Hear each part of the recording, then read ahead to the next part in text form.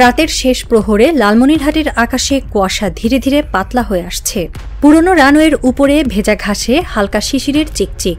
কয়েক দশক ধরে ঘুমিয়ে থাকা সেই বিমান ঘাঁটি যেন চোখ মেলে তাকিয়ে আছে উত্তরের আকাশে। তবে এই জাগরণ কেবল আকাশযাত্রার স্বপ্ন নয়, এর পেছনে রয়েছে একটি জটিল কূটনৈতিক খেলা, নিরাপত্তা আশঙ্কা এবং আন্তর্জাতিক শক্তির অদৃশ্য চাপ। একদিকে বাংলাদেশের অর্থনৈতিক সম্ভাবনার দ্বার খুলে যাচ্ছে, অন্যদিকে ভারতের কপালে ভাঁজ।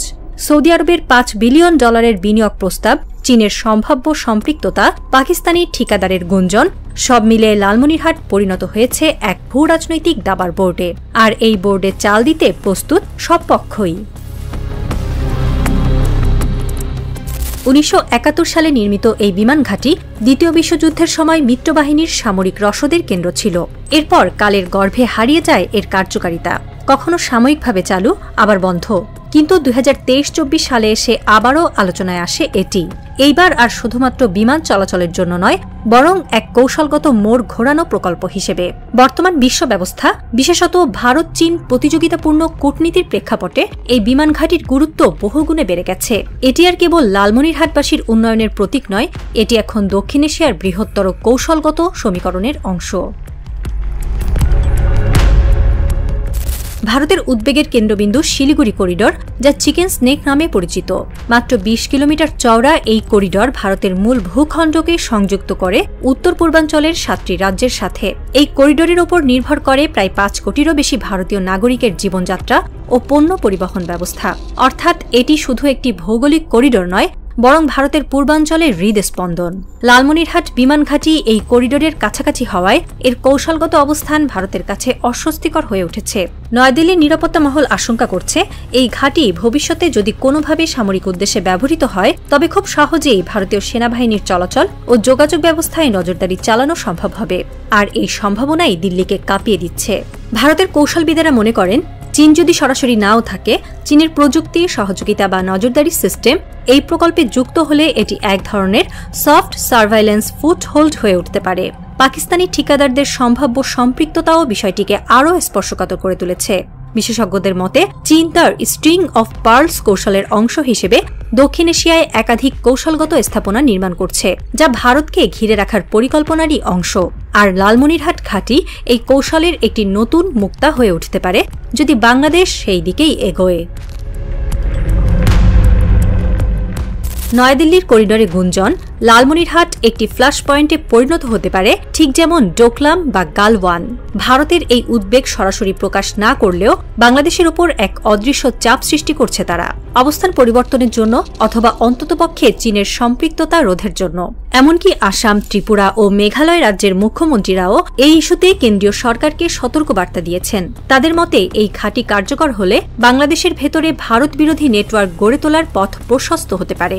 ফলে এই বিমান ঘাঁটির ভবিষ্যৎ নিয়ে এখন কেবল আন্তর্জাতিক মহল নয়, ভারতীয় অভ্যন্তরীণ রাজনীতিতেও সাড়া পড়ে গেছে। নয়াদিল্লির করিডোরে গুঞ্জন, লালমনিরহাট একটি ফ্ল্যাশ পয়েন্টে পরিণত হতে পারে, ঠিক যেমন ডোকলাম বা গালওয়ান।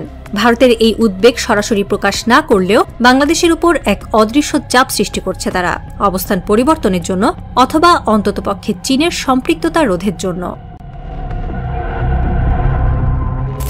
কূটনৈতিক দ্বন্দ্বের বাইরেও আছে বাংলাদেশের অর্থনৈতিক স্বপ্ন। লালমনিরহাট বিমান ঘাঁটি চালু হলে উত্তরের কৃষিপণ্য, পাট এবং ক্ষুদ্র শিল্পের জন্য খুলে যাবে আন্তর্জাতিক বাজার। চিলাহাটি, বুড়িমারি, সোনাহার, চিলমারি সব স্থল ও নদীবন্দর নতুন গতি পাবে। নেপাল ও ভুটান ইতিমধ্যে আগ্রহ দেখিয়েছে এই বিমান ঘাঁটি ব্যবহারে। বিরাটনগর থেকে আকাশপথে মাত্র 25 কিলোমিটারের দূরত্বে লালমনিরহাটকে একটি সাব রিজিওনাল ট্রান্সপোর্ট হাবে পরিণত করতে পারে। উত্তরবঙ্গের দীর্ঘদিনের অবহেলিত অর্থনীতি হঠাৎ করেই একটি আন্তর্জাতিক কেন্দ্রে পরিণত হতে পারে। বিমান পরিচালনা, রক্ষণাবেক্ষণ, লজিস্টিক, পর্যটন সব ক্ষেত্রে বাড়বে কর্মসংস্থান ও আয়। সৌদি আরবের প্রস্তাবিত MRO maintenance, repair and overhaul hub গড়ে উঠলে এই অঞ্চল দক্ষিণ এশিয়ার মধ্যে একটি কৌশলগত এভিয়েশন জোনে রূপ নিতে পারে। বিমান ঘাঁটি চালু হলে শুধু বাণিজ্য নয়, দেশের উত্তর পশ্চিমাঞ্চলে প্রতিরক্ষা সক্ষমতাও বাড়বে। সশস্ত্র বাহিনীর একটি অগ্রবর্তী কেন্দ্র হিসেবে এটি কাজ করতে পারে, বিশেষত যদি ভবিষ্যতে সীমান্তে নতুন চ্যালেঞ্জ দেখা দেয়। একই সাথে এই ঘাঁটি উপযুক্ত হলে ড্রোন এবং নজরদারি বিমান মোতায়েন সম্ভব হবে। তবে চ্যালেঞ্জও আছে। ভারতীয় কামান বা ক্ষেপণাস্ত্রের আওতায় ঘাঁটি পড়ার ঝুঁকি, অর্থাৎ প্রতিরক্ষার চেয়ে আগ্রাসনের সংখ্যা বেশি হলে বিদেশি বিনিয়োগকারীরা পিছু হটতে পারেন।